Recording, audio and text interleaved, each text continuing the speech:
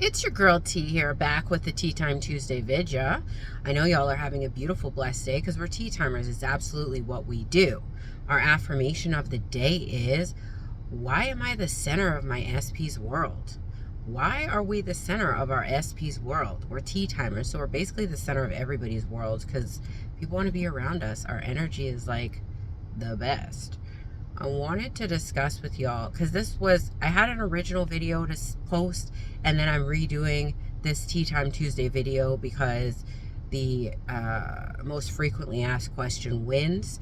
So that's why it's posting a little bit late. But somebody asked, how do I stop my brain from thinking that my SP doesn't want me, doesn't like me, doesn't care about me? Or how do I get my brain to how do I get my brain to change my SP or change the way I look at SP? Well, this is a very common thoughts pattern. A lot of people think that you're changing your SP because your SP is probably showing up or not showing up at all in no contact, and you think that you have to somehow say magical affirmations that will draw them in or that will magically change the way they look at you, and that's not the case. You're not changing your SP.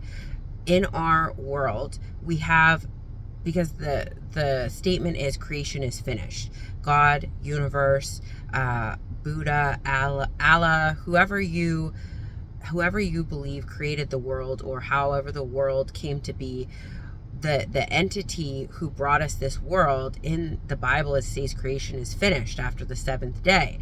So therefore all possibilities are possible, meaning we have infinite realities where you right now could be a doctor in one reality. You right now are living your dream life with SP. You right now are wearing your favorite outfit to the Oscars. There's all different possibilities for each of our decisions and each of our ways that we live our lives. So what we're doing with our SP is we are choosing the reality where our SP is showing up for us the way that we want them to. Most people want monogamy, loyalty, commitment, them to look at you like you're the only girl on the planet or guy on the planet.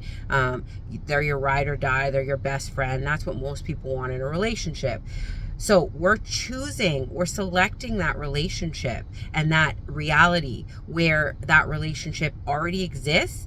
And with doing that, we're bringing in the SP, the version of SP, because there's multiple versions of them treating us that way. So this is a more beautiful way to approach the situation with SP than thinking we have to throw affirmations at them until they change. We're not doing that. We are only choosing to focus on the version of SP who loves us, cherishes us, treats us like a king or queen, treats us like we're the only person in their planet, treats us like we deserve the best, treats us like a princess, or treats us like the top level echelon of our reality. This is what we're doing. So when you are affirming, if you are having trouble with your brain being like, SP doesn't love you, SP doesn't care about you, SP's not even here, you're not even talking to SP, why are you saying you're married? You can change your perspective on how you're manifesting your SP. You can imagine them saying your affirmations to you.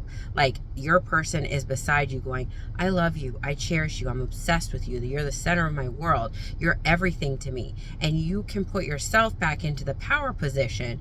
You can also imagine that your SP is manifesting you with these affirmations, and they are driving you crazy because every second of the day you're feeling them manifest you with these affirmations. They're just throwing affirmations at you. They're just telling you how much they love you. They're just telling me how much they adore you. You're almost getting sick of them constantly affirming for you, scripting for you. You can picture them sitting on the bed trying to muster up the nerve to text you, but they don't know how they're going to text you because they know you have so many options that they can't possibly text you and hope that you'll respond. You take the control back from what you're seeing yourself doing and put it onto them. Imagine them, picture them, imagine them coming for you. And when your brain is constantly going back to a place where SP doesn't choose you, SP isn't around, SP isn't texting you right now, it's just trying to return you back to your dominant belief system. So as long as you know it's going back there very quickly, it's snapping back to those old thoughts or belief patterns, you know that every time in that moment, you just have to do your best to focus on yourself. When your brain says to you, SP's not even there and you're not even talking to each other, you can be like, that's okay. People always want to talk to me. People always want to be in my presence. So they have no choice but to be harassing me. And you can go in and start picturing them being the ones to manifest you. It's way easier to manifest your SP through your SP rather than thinking you're changing a version of them that has shown up for you and throwing affirmations at them and hoping for change. It's easier to believe that you're in a reality where they're chasing after you, they're coming for you. The affirmations that you hear coming out of your subliminal, your parrot app, you, yourself, what have you, is easier to let them say them to you because that puts you back in the power seat. And when in doubt, focus on yourself. You can say general affirmations that don't necessarily have to be just focused on SP, but that apply to SP. For example, everyone I love loves me 10 times more. Every affirmation I say is 10 times more powerful than the last one. I see results in my reality quickly. I can affirm once and things take place for me.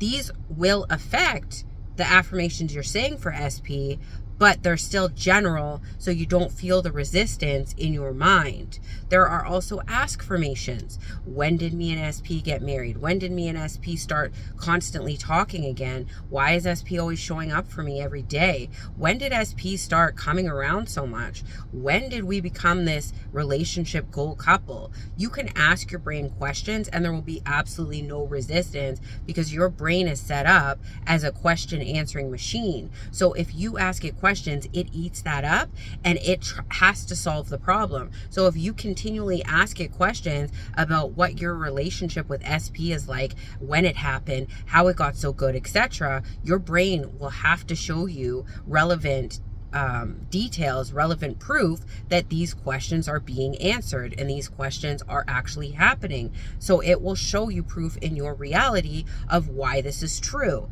That's why ask-formations are my favorite go-to, because you don't feel any resistance. Like, why am I a billionaire? When did I become a billionaire? When did money start showing up for me so easily? Why am I such a master at manifesting? Why is SP so obsessed with me? When did me and SP get married? Why are we relationship goals? Why does SP love me so much? Why do I love myself so much? Why am I so good at everything I do? It can go on and on and on, but these are just a lot easier for me than some of the I am affirmations. I use them too, but I love ask-formations because I'm an inquisitive person. Back to what we were discussing, I go off track sometimes, you all know this. When you are looking at manifesting your SP, you have to start remembering that you are in the control seat. Everything goes through you. So if you are feeding yourself negative affirmations all day, that is what is broadcasting out. If you are feeding yourself questions like, why doesn't my manifestation show up? Why doesn't it work for me? Why does it work for everybody else? This is what storyline you're creating for your reality. But if you are asking yourself uplifting questions, if you are feeding yourself positive information, if you are declaring like, why do my manifestation results show up so quickly? Why am I always seeing proof of my manifestations everywhere? Why do my desires manifest so easily and effortlessly? These are questions that are going to get you movement. These are questions that are going to make you feel empowered. These are questions that are going to put you into the state of knowing you're a powerful creator. So when you're manifesting your SP and you ask yourself questions, or you're feeling icky about how you're manifesting them, you might want to look at how you're talking to yourself, what story you're projecting, what state you're staying in. Are you feeling like Last Chance Dance, like the last place in your reality? Are you feeling unchosen, unwanted, unworthy of your SP? Or are you feeling empowered? Are you feeling like they're chasing after you? Are you feeling like you could have anybody and they're lucky that they have you? I remember when I first started dating my SP, I always had this is before consciously manifesting, I was always like, I am a step above the people I date, so I deserve princess treatment. And guess what I got, boys and girls? Princess treatment. You go into your relationship situations and get treated the way you expect to be. So if you're going in expecting that you should take breadcrumbs and you should bend at every wish and demand of them because that's what you think of yourself, then so be it. But if you want to be treated like that king or queen, you got to bring that energy. What does a king or queen to you look like? Is it that you get to get treated every day like you are the best thing that ever hit the planet?